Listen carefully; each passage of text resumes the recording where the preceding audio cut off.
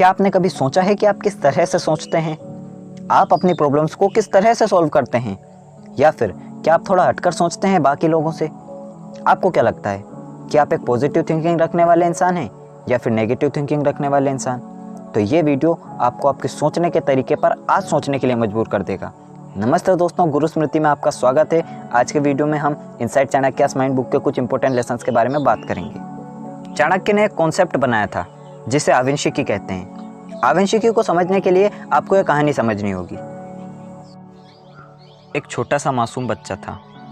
जब भी उससे कोई गलती हो जाती तो उसके माता पिता उससे कहते, हम जो कहते हैं तुम उसे समझते क्यों नहीं, तुम हमारी सुनते क्यों नहीं।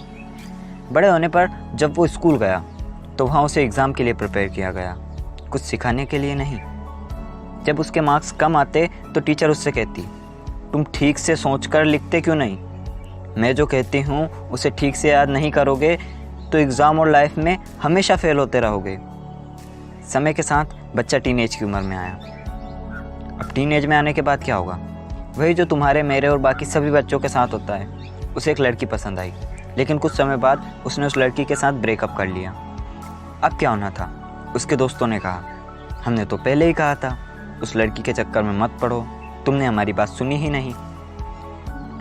अब देखो, तुम्हारा तो पता नहीं, लेकिन जब भी मैं कोई गलती करता हूँ तो मुझसे लोग ये ज़रूर कहते हैं, हमने तो पहले ही कहा था कि ये सब मत करो।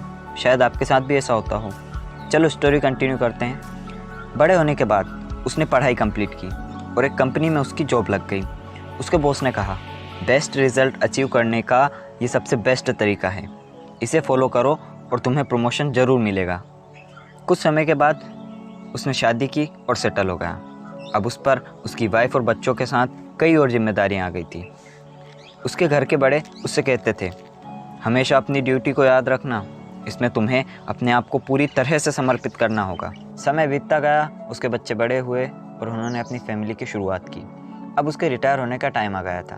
तब उसके दोस्त ने कहा, रिटायर होने के बाद तुम क्या करोगे? क्या तुमने कुछ सोचा है? फिर बुढ़ापा शुरू हुआ। उसकी पत्नी की डेथ हो चुकी थी, जिस वजह से वो अकेला हो गया था।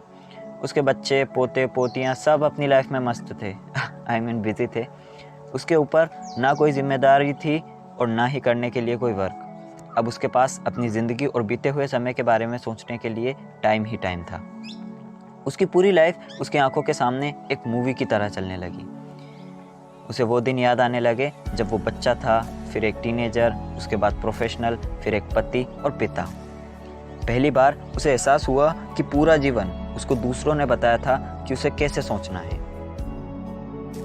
एक्चुअल में क्या मतलब होता है सोचने का? लाइफ में पहली बार वो आदमी अपनी सोच के बारे में सोच रहा था। सबने उसे हमेशा बताया कि क्या सोचना है, लेकिन किसी ने उसे यह नहीं बताया कि कैसे सोचना है। इस बूढ़े आदमी की स्टोरी हम सभी की स्टोरी है। बड़े दुख की बात है कि कई लोग अपनी पूरी लाइफ बिना सोचे समझे बस ऐसे ही बिता देते हैं। इमेजिन कीजिए कि आपके पेरेंट्स ने आपको लॉजिक, डिसीजन लेना, एनालिसिस और प्लानिंग करना, इन सब के बारे में सिखाया था।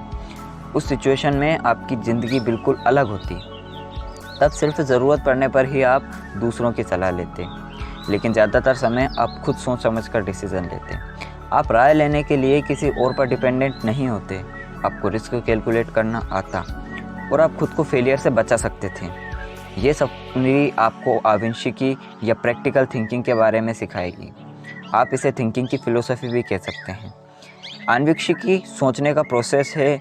फॉर एग्ज़ाम्पल, अर्थशास्त्र हमें सिखाता है कि एक लीडर की तरह कैसे सोचना है।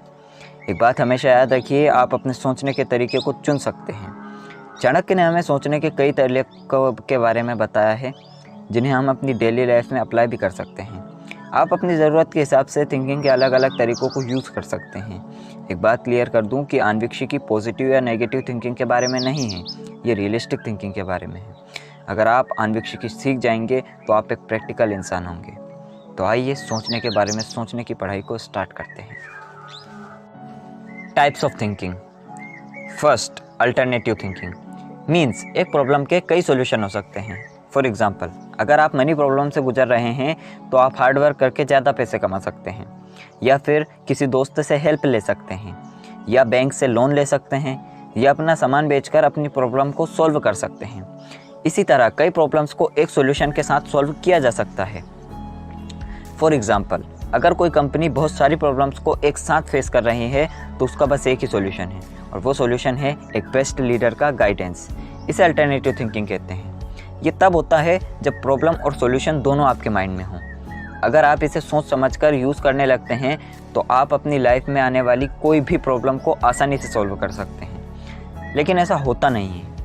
कुछ लोग सिर्फ प्रॉब्लम के बारे में सोचते हैं, वो प्रॉब्लम पर इतने फोकस्ड रहते हैं कि सॉल्यूशन के बारे में सोचे बिना ही रिएक्ट कर देते हैं, ब्लेम करने लगते हैं। इसीलिए आपको एक ऐसा पर्सन बनना है जो सॉल्यूशन ढूंढने में फोकस रहे, ना कि प्रॉब्लम ढूंढने में। तो अब आप सोच रहे होंगे कि ये कैसे करना है। आइए समझते हैं। चाणक्य ने इसके लिए सिंपल 4 स्टेप्स का एक प्रोसेस बताया है, और वो 4 स्टेप्स हैं साम, दान, दंड, भेद। और पता है इंटरेस्टिंग बात तो ये है कि ये 4 स्टेप्स आपकी हर प्रॉब्लम को सॉल्व कर सकते हैं, वो प्रॉब्लम छोटी हो या बड़ी। साम मीन्स बातचीत करना या डिसीजन लेना, मीन्स किसी भी लड़ाई को खुद शुरू ना करना। फॉर एग्जाम्पल, अगर आपके फ्रेंड या फैमिली में किसी के साथ कोई झगड़ा हो जाता है तो उस मैटर के बारे में बैठकर बात करें। पता चले तुम चल दिए माहेश्वती का आशीर्वाद लेकर बाहुबली बनने। जितना खुलकर बात करोगे उतना जल्दी वो मैटर क्लोज हो जाएगा। और अगर तुम में बहुत सारी असीमित शक्तियाँ हैं तो चले जाना लड़ने, फिर ये मत कहना बताया नहीं।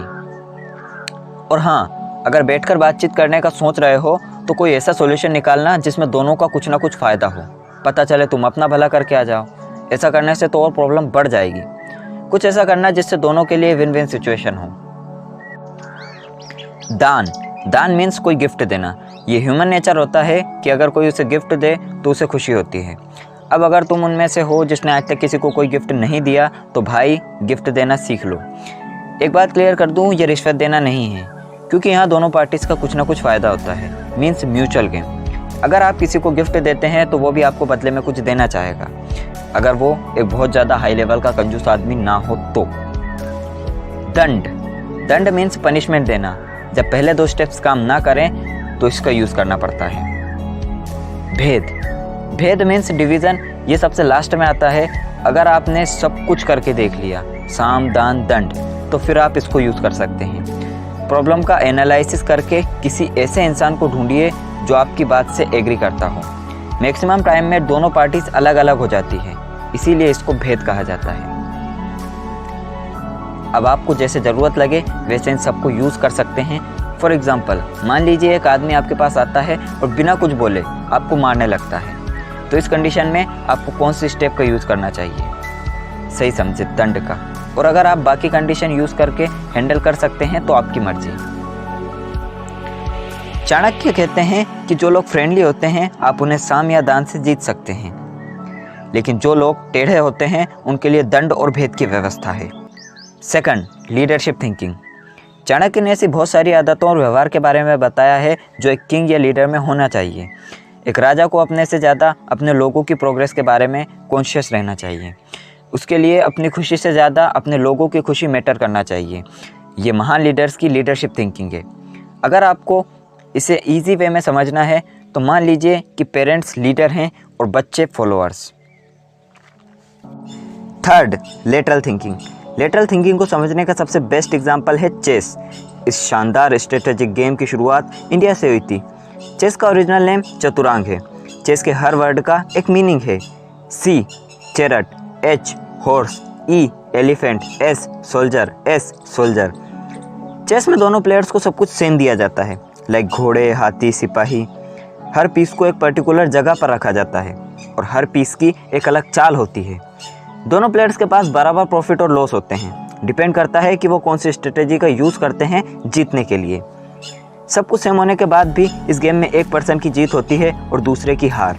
जब 2 लोग एक ही कॉलोनी में रहते हैं, एक ही स्कूल में पढ़ते हैं, एक ही कॉलेज जाते हैं, फिर भी एक अमीर बन जाता है और दूसरा गरीब। ऐसा इसीलिए होता है क्योंकि इन दोनों में से एक ने सही स्ट्रेटेजी का यूज़ किया और दूसरे ने गलत। इसे ही लेटरल थिंकिंग कहते हैं। The different models of thinking. इसका मतलब है कि अपनी प्रॉब्लम्स का सॉल्यूशन ढूंढने के लिए किसी और पर डिपेंडेंट ना रहना। आपको एडवाइस लेने के लिए किसी की ज़रूरत पड़ सकती है, लेकिन जब आपको कोई एडवाइस देने वाला ना हो तब आपको अपनी पूरी जान लगाकर उस प्रॉब्लम का सॉल्यूशन ढूंढना होगा।